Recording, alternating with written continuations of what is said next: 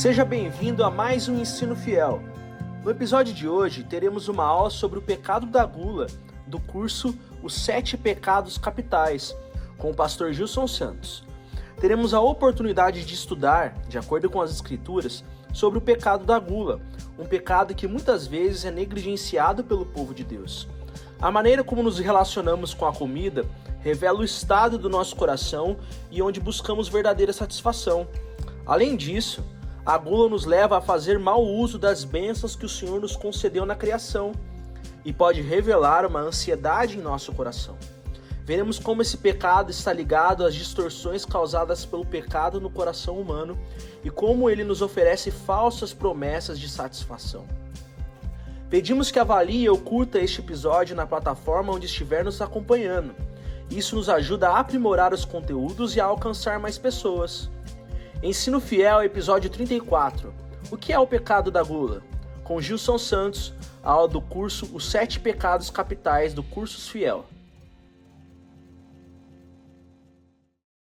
Eu quero chamar para a sua consideração Gálatas 5, 19 a 21, quando o apóstolo diz assim: Ora, as obras da carne são conhecidas, e são prostituição, impureza, lascívia, idolatria, feitiçarias, inimizades, porfias, ciúmes, iras, discórdias, dissensões, facções, invejas, bebedices, glutonarias e coisas semelhantes a estas, a respeito das quais eu vos declaro, como já outrora vos preveni, que não herdarão o reino de Deus os que tais coisas praticam.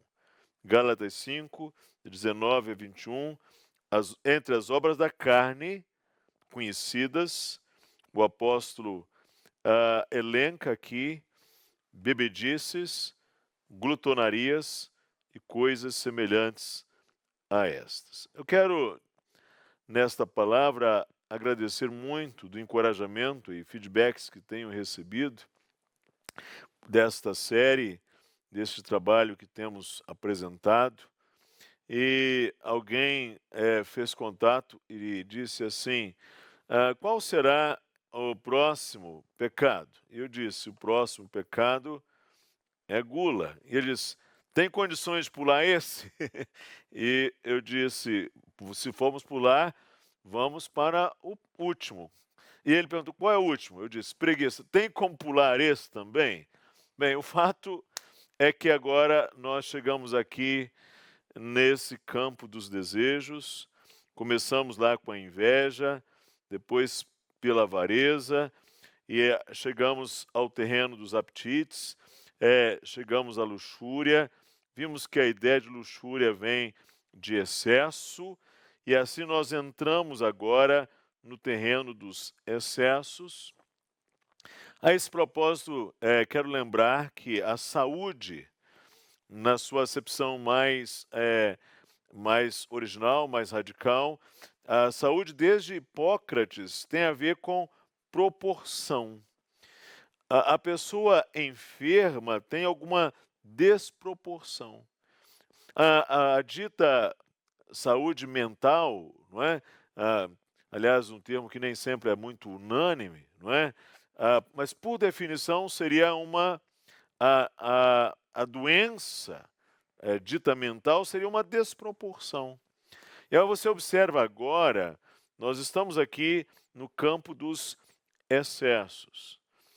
E eu me lembro bem que no casamento de nossa primeira filha, nós fomos a alguns buffets para fazer o orçamento para a recepção de seu casamento. E chegamos em um determinado buffet, aquela proprietária, não sei o que disse para ela, se nós éramos crentes, ou se deu a parecer a ela algo assim, e ela fez a seguinte pergunta: é casamento de crente? E eu respondi: olha, nós somos crentes, sim, e a grande maioria dos nossos convidados será composta de pessoas crentes.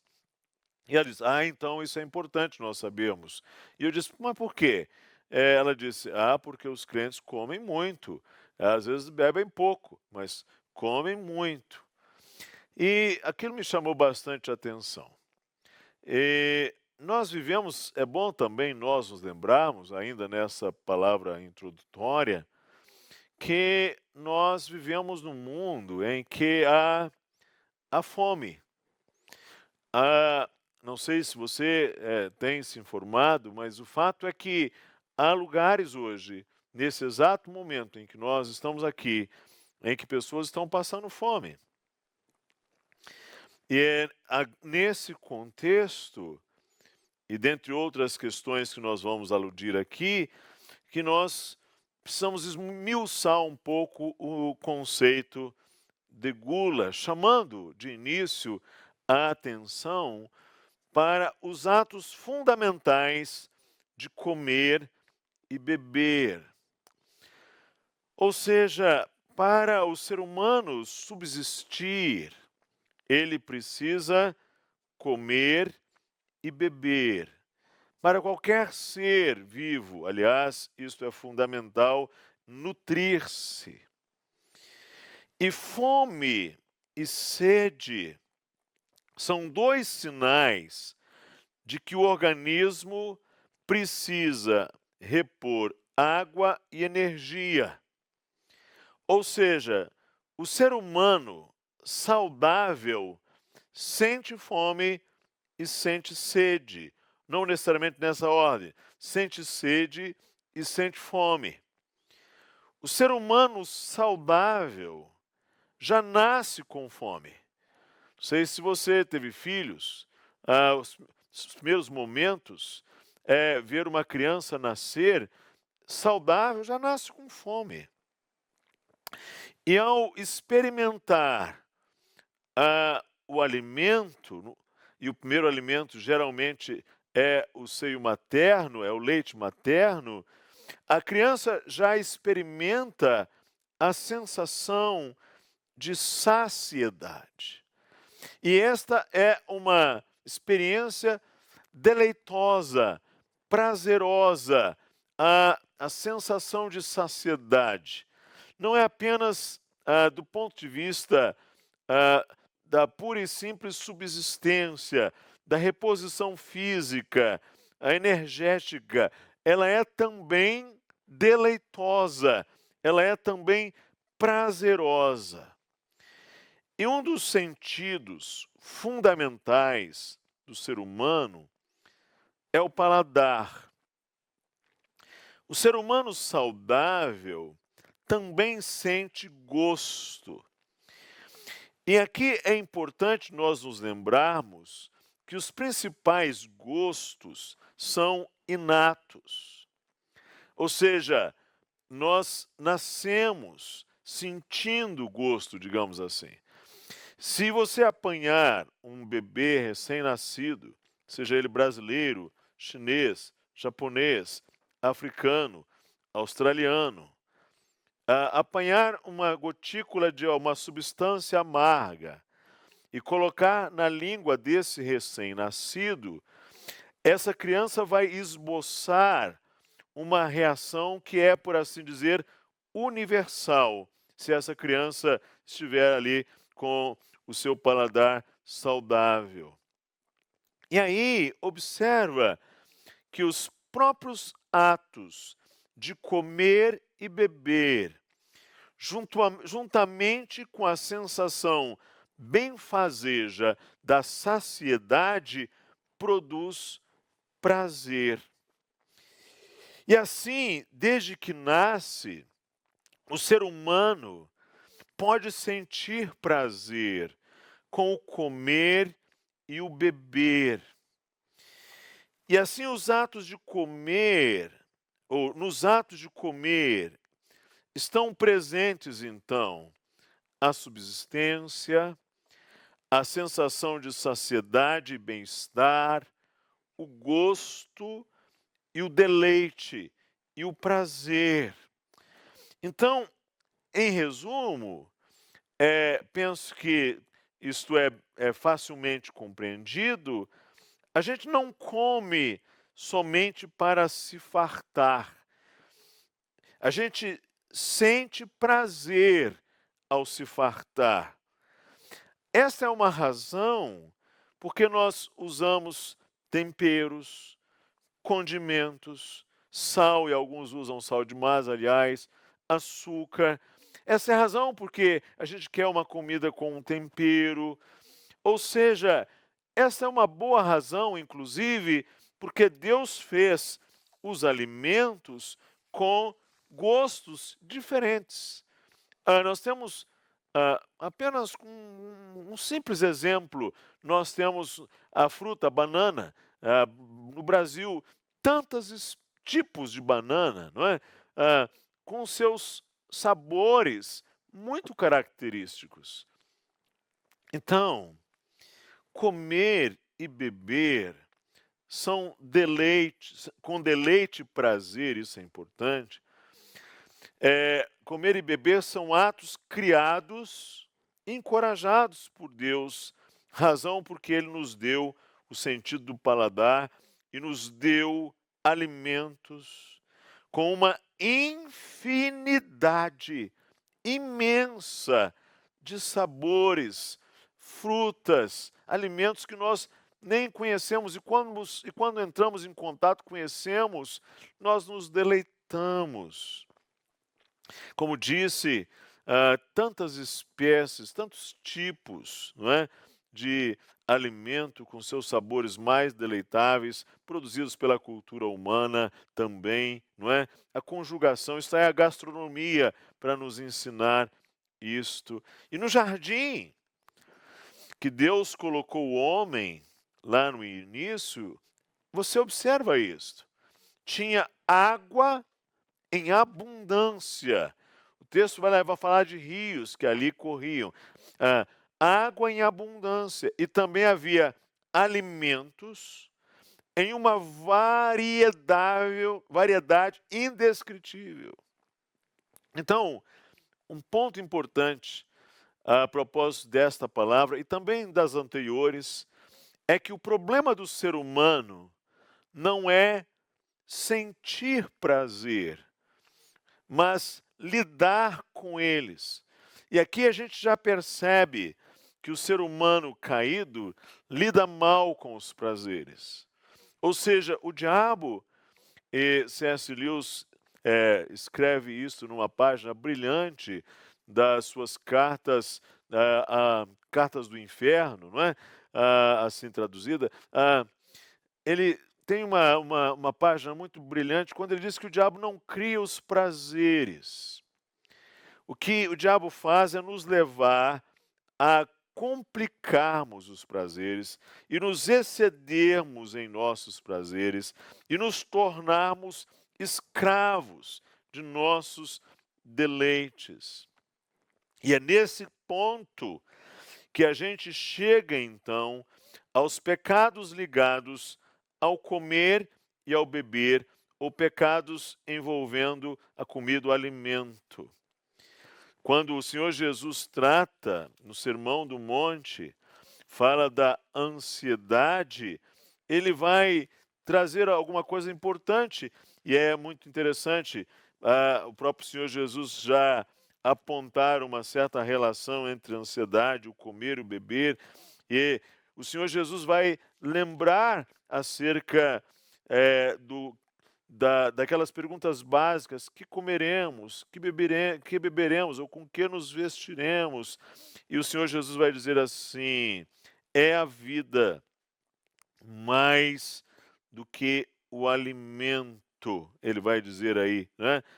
Não é a vida mais do que o alimento e o corpo mais do que as vestes? E nós nos lembramos lá da murmuração dos israelitas no deserto, não é isso?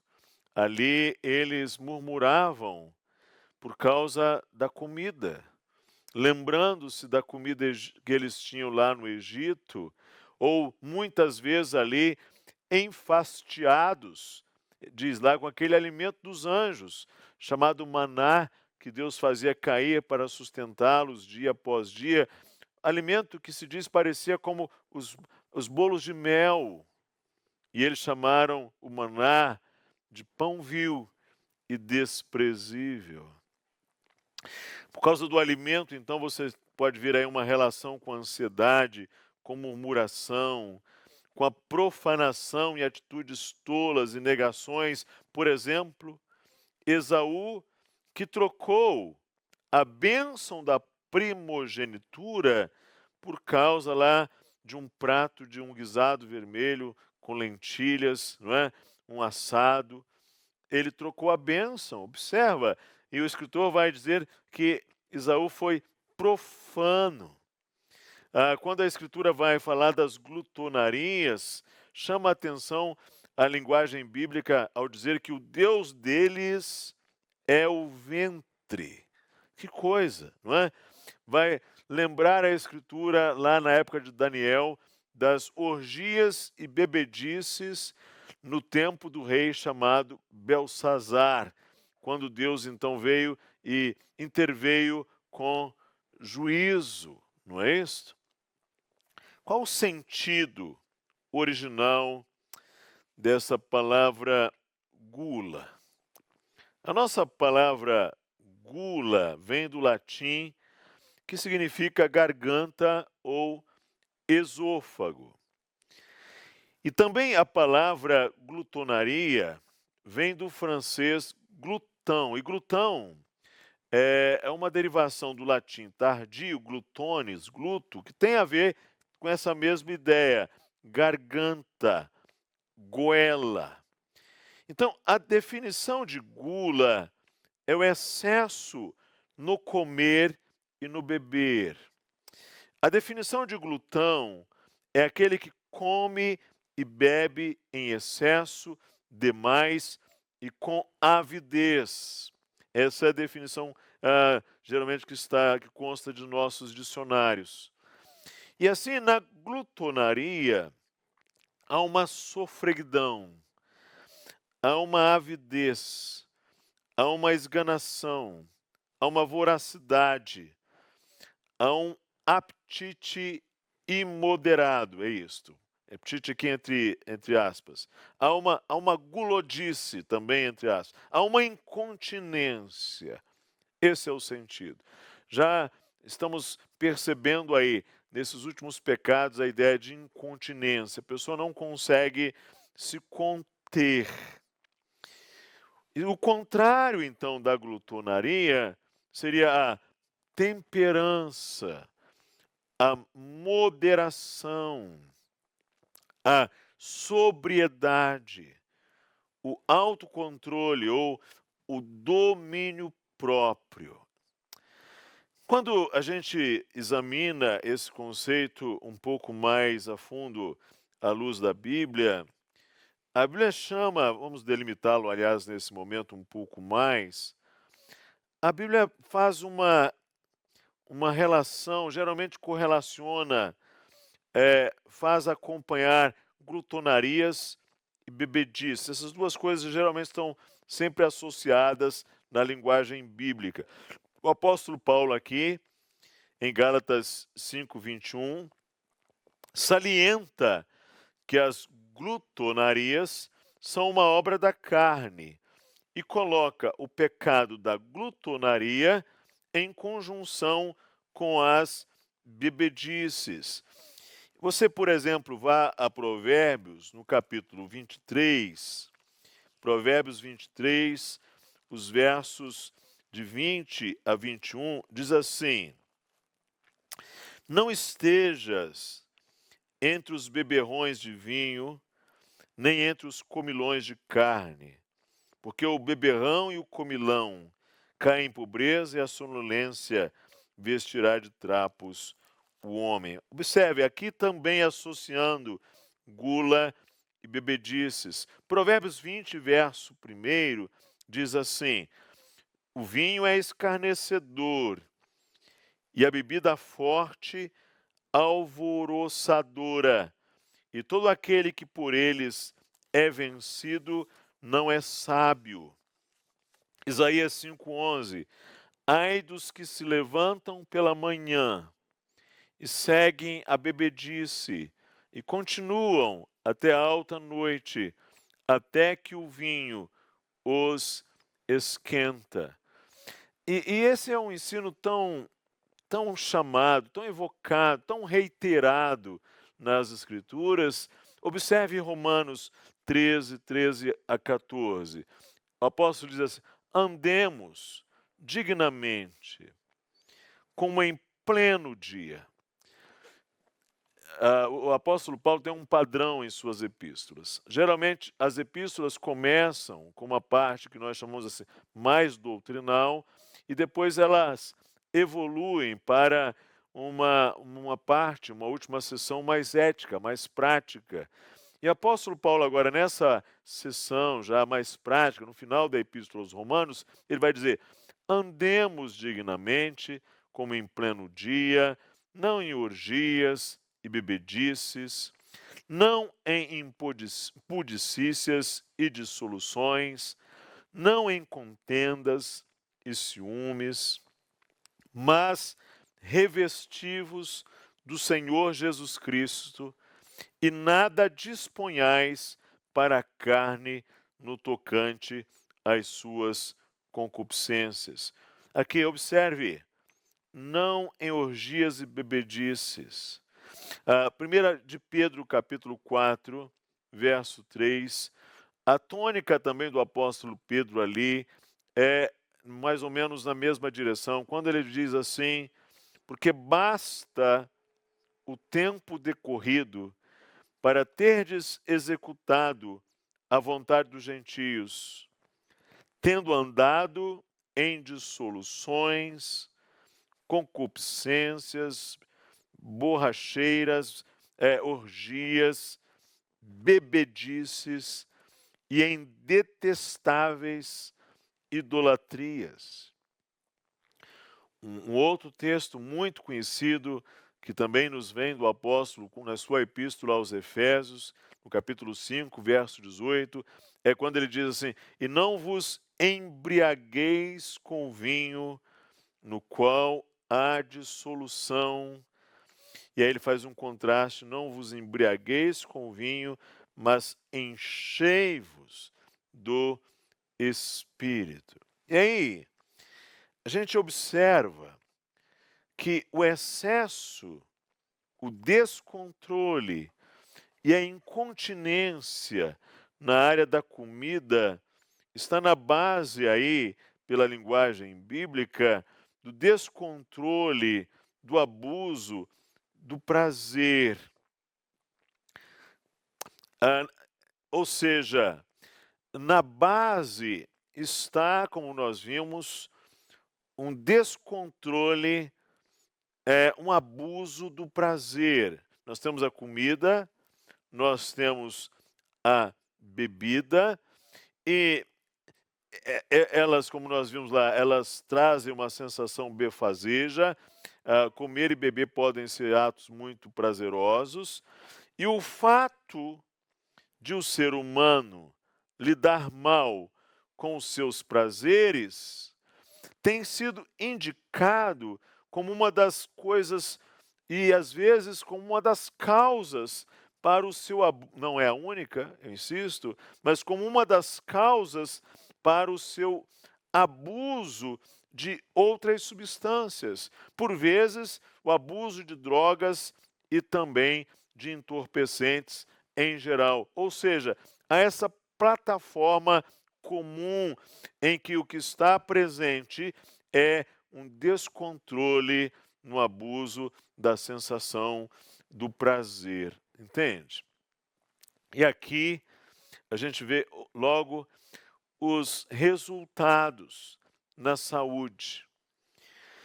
Alguns hoje lidam com essa questão da alimentação apenas nas dimensões da saúde e da estética. As dietas hoje são realizadas geralmente apenas por uma questão estética ou de peso, e certamente a obesidade e o sobrepeso são desafios. mas não deveriam ser a única razão para se lidar com este problema. E também, já insisto, nem sempre há uma relação de causalidade intacta, absoluta entre obesidades e alimento. Também essa é uma outra generalização meio perigosa.